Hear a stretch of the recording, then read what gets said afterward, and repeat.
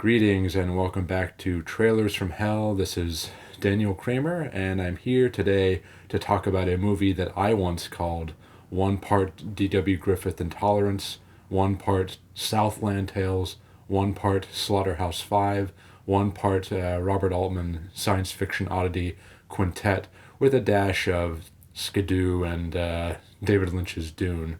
What does all that mean? Well, it means that Cloud Atlas is probably my big event tentpole type picture of the last 20 years or so. It's the movie that the Village Voice named the worst movie of its year, and one to which Roger Ebert awarded 4 out of 4 stars. He loved it.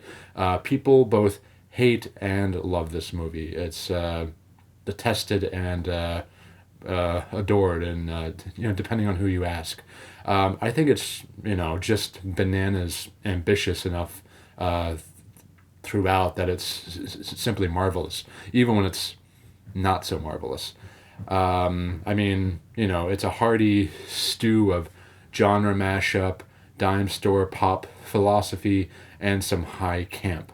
Tom Hanks doing a thick Scots accent, a lovely twinkish Ben Whishaw putting the moves on a craggy Jim Broadbent. Yes, yes. More.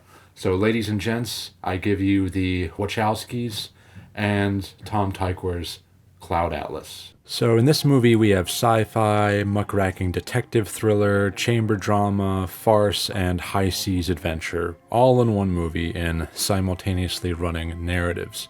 Split them up and run them in linear fashion, it would make for one spicy omnibus movie. The 172-minute Cloud Atlas is, in equal measure, ambitious, absurd, playful, lumbering, graceful, zippy, prolix, and gleefully imperfect. And I love it for those imperfections.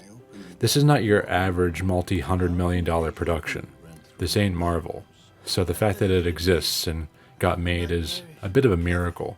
This was 2012, and I'm not 100% sure that this same picture could have happened in 2022. I do have a weakness for ostensibly foolhardy filmmakers who attempt to adapt novels that are putatively but notoriously unadaptable. Philip Kaufman's The Unbearable Lightness of Being, one of my all-time favorite films, was such a work.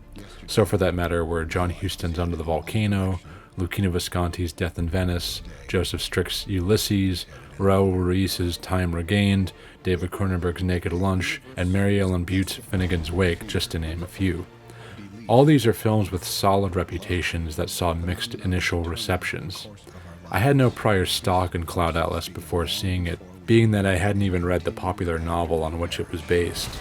But the movie's got courage, and I respect that.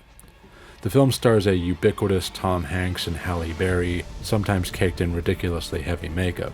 Also on hand, Jim Broadbent, Susan Sarandon, Hugh Grant, Jim Sturgis, Hugo Weaving, Ben Whishaw, and many other familiar faces. Of course, the chief charges on which this film was indicted by detractors was that it was overblown and underdeveloped. I remember Godard talking about a Jerry Lewis film he loved that had tanked.